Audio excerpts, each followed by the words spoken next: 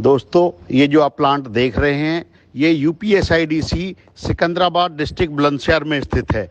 मैं आपको ये एक व्यापारी को किस तरह से अधिकारियों द्वारा उत्पीड़न किया जाता है, उसकी व्यथा सुना भी रहा हूँ और दिखा भी रहा हूँ। देखिए, अप्रैल में जब लॉकडाउन हुआ तो हमने ड्रग इंस्पेक्टर को अप्रोच किया कि हमारे को सैनिटाइज़र बनाना है, हम कैसे बना सकते हैं। उन्होंने हमारे कुछ रूल रेगुलेशन गाइडलाइंस बताई। उसके हिसाब से उन्होंने कहा कि आपको प्लांट को सबसे पहले तो इस हिसाब से तैयार किया करना पड़ेगा। मैंने अपने प्लांट को उसी हिसाब से बनाया जैसे जैसे उन्होंने कहा था। आप देख सकते हैं कि मेरा प्लांट मैंने बिल्कुल साफ सुथरा जो गाइडलाइंस थी एफडीए की, उसी के हिसाब से मैंने अपने प्लांट को डेवलप किया। आप देख सकते हैं, और अप्रैल से लेकर के मई के एंड तक मुझे डेवलपमेंट करने में टाइम लग गया। देखिए, 28 मई को सारा काम कंप्लीट करते हुए हमने ड्रग लाइसेंस के लिए एप्लीकेशन अप्लाई करी ईमेल के थ्रू। उसके अंदर फीस भी हमने उसी दिन जमा कर दी। उसके बाद बड़ी जद्दोजहद के बाद, इतनी रिक्वेस्ट, इतनी फॉर्मेलिटी, इतना काम करने के बाद लखनऊ भी चक्कर लगाया एक बार। बड़ी मुश्किल से उन्होंने 10 फॉर्मुलेशन में से मुझे 2 फॉर्मुलेशन का लाइसेंस 1 महीने के बाद दिया।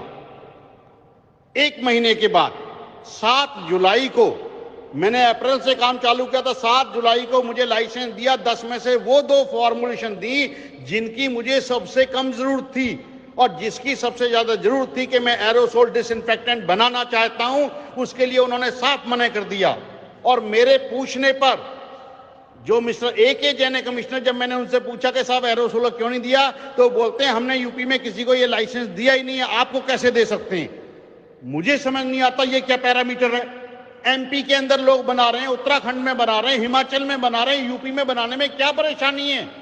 कुछ नया डेवलपमेंट तो मैं कर नहीं रहा, लेकिन उन्होंने देने से साफ इनकार कर दिया कि हम नहीं देंगे।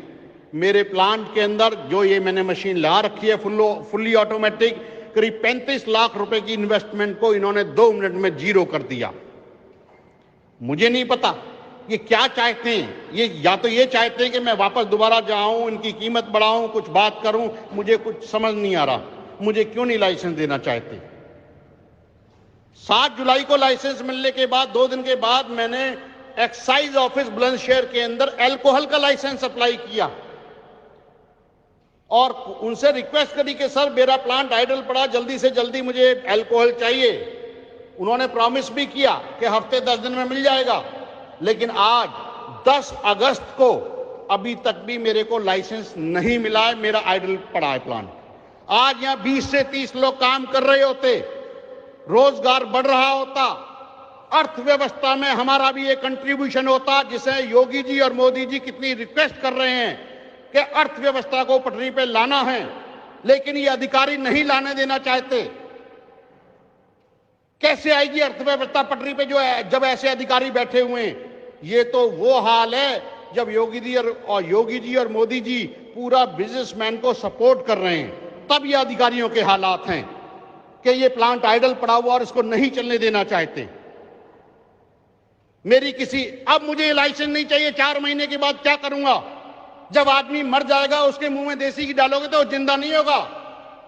बेहतर है कि उसको मरने ना दिया जाए, पहले ही उसको डोज दे दी जाए।